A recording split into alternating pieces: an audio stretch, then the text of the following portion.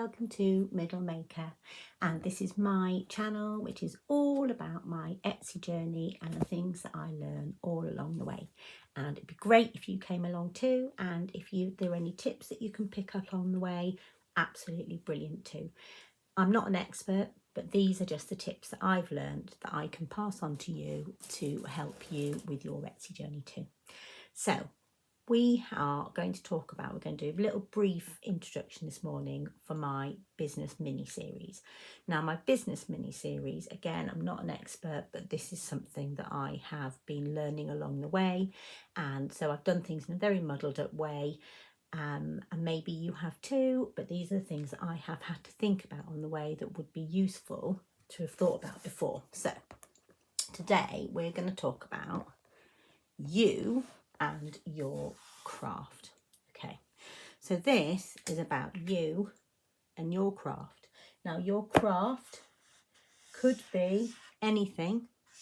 It could be illustration, drawing like I do. It could be printing. It could be hoop. It could be embroidery. It could be crochet. It could be making bags, all sorts of different things. So this is about you and your craft.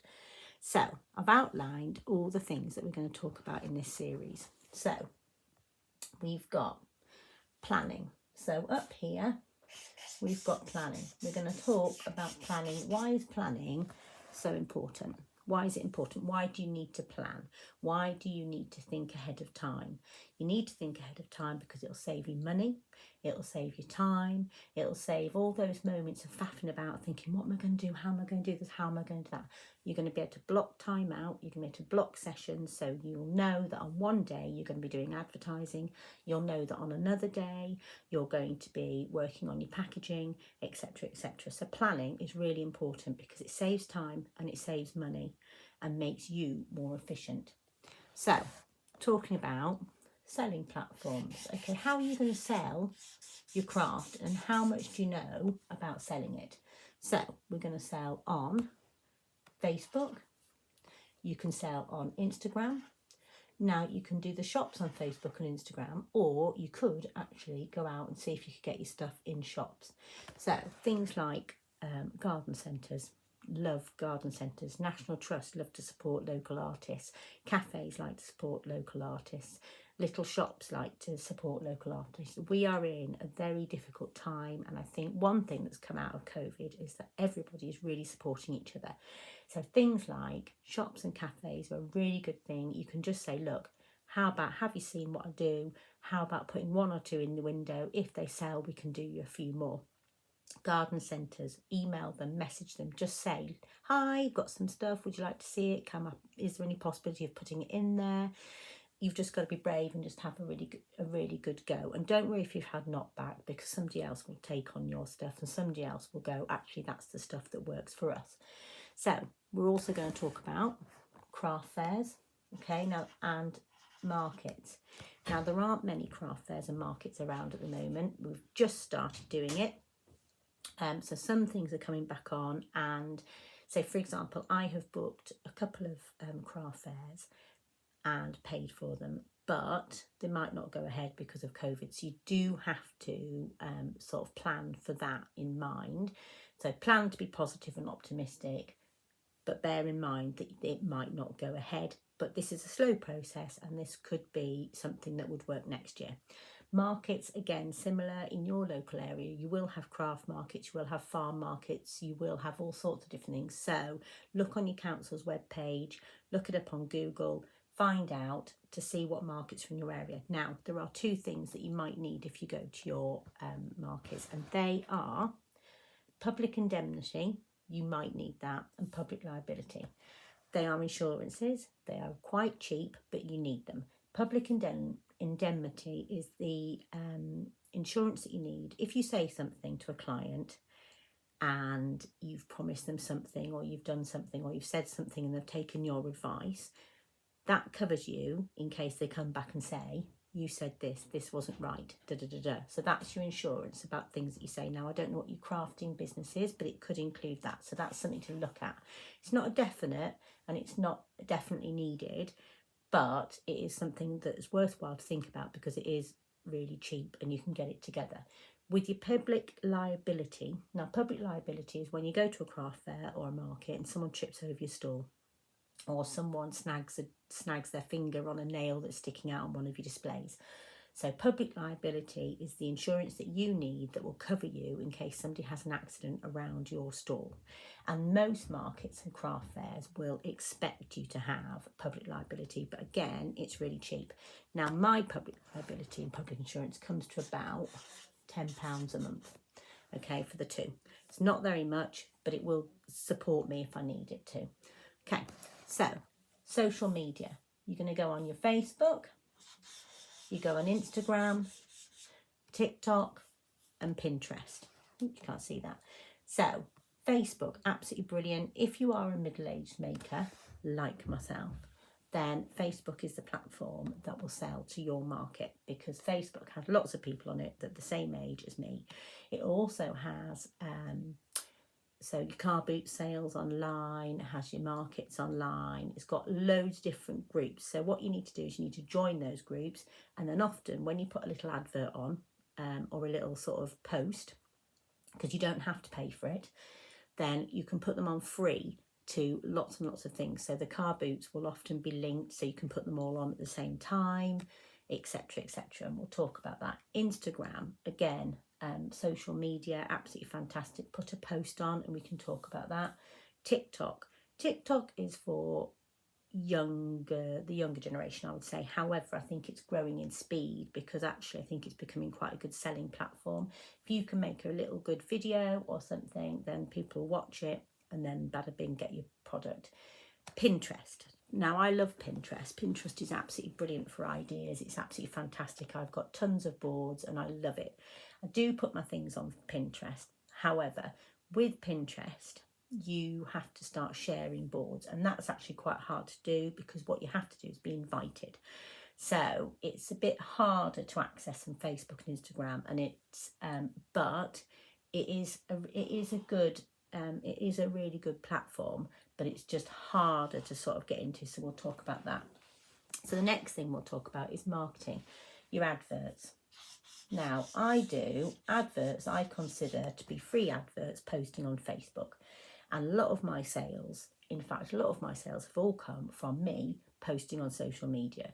Not many have come from actual adverts, not many have come from Etsy. I drive my sales through Etsy, but mostly it comes from being on Instagram and Facebook. So that's what I would call sort of advertising, but free. Car decals. So you've got things like stickers on your cars, posters on your cars, carry them around with you. I've got a car decal on my on the back of my car, so that when I go anywhere, I take it, people can see it. Drive around traffic, It just reminds people if people have seen it on Facebook, or it's just an extra selling platform, and it's cost £10 for a car decal or car sticker, and it's free advertising. You take it to the car park, make sure your boot's pointed out in the right direction. Or one thing that I do is I go for a walk in the park and take my car. Who's there? Loads of people with loads of dogs. Park my boot out so people can see it. There you go. People will see that, take a note of it, take a photograph or whatever, and then you've got maybe one more sale than you would have if you hadn't been out and got a car sticker. £10, really, really good way of advertising. Okay, so we're going to have a chat about business. Now, this is the sort of thing that we need to know. We need to know about finance. We need to know about budgets. We need to know about profit and loss. We need to know about expenditure, assets and liabilities. And eventually, you might want to know about HMRC. HMRC, what's that? That's where you're going to register your business. That's where you're going to become either a sole trader or a limited company. Because when you make over £1,000, you have to start paying tax. Now, Etsy is pretty good on that, but I think because it's so good on it, it's almost as if that takes the control or the onus and the ownership away from you. If you want to make your hobby into a viable hobby business or viable selling business, you need to register with HMRC. And there are lots and lots of benefits to it as well. And I will talk about that in that video. So we're going to talk about stock. Right, you need to research where you get your stock from. You need to look at your prices. You need to look at the delivery, and you need to make lists of stock. So when you are, so for example, I make mugs, and I draw pictures of people's pets, and I put my mugs, travel mugs, tea towels, you name it, I can print it. Best thing to do is research those companies, because when you put your things on print or you want material to come to you, it's going to cost you a lot of money. So the profit margins are really, really small. So you need to have the best one, but you need to marry it up with the delivery, okay, the prices that you're going to make, the profit that you're going to make. And we will talk about that, as well as making lists of all your stock. So the best advice so far for getting stock in for you, so when you buy a mug to print on, you need to make sure that you get the most out of your money, because you will not make much profit if you don't get the cheapest. However, cheap is also not brilliant, because it won't be as good quality. So we'll talk about that in another video. Okay, so next video, packaging. Again, packaging, we're going to talk about cost, time and efficiency. So how much does your packaging cost? How much are you spending getting your packaging ready? So I use tissue paper. So I've got a massive big pack of tissue paper. How much did that cost? How much time does it take? You need to factor that in, because it's part of your making routine. And how efficient is it? So are you spending loads and loads of money on your packaging? Because if you are, it sort of negates your your profit that you make from your product. So you need to have lovely packaging, because it's part of the seller experience, but you need to have it where it is efficient, so it takes less time and it takes less money. So you are not going to be losing out on your profit. So it's all of these things that add up, and the more you plan them, the more money and time you can save. So then we get to our products. Now you have been practicing drawing, making everything, so it's absolutely top notch for you to sell. You can't sell a product that is naff. You can't sell a product that is a bit shoddy. You need to make sure your product is really great, so when someone receives it in the post, they're not going to go, oh, I don't like that, there's a little mark there, or they haven't finished off their crochet properly, or they haven't finished off their they haven't lined it properly. So you need to make sure your product is top notch, so that you can sell it for that price bracket. Okay, so we're going to talk about selling it, where you're going to sell it, we're going to talk about the cost of it, and we're going to talk about the fees. If you are selling a product and then you have 20% fees, how much profit are you actually going to make? Do you actually know how much profit that you are making? So if you don't, you need to find out. You might find out actually you're only making 20 pence. So therefore you need to maybe up the cost of your item that you're selling, or your product, or make sure that everything else is lower. So the price of the threads, for example, if you're doing embroidery.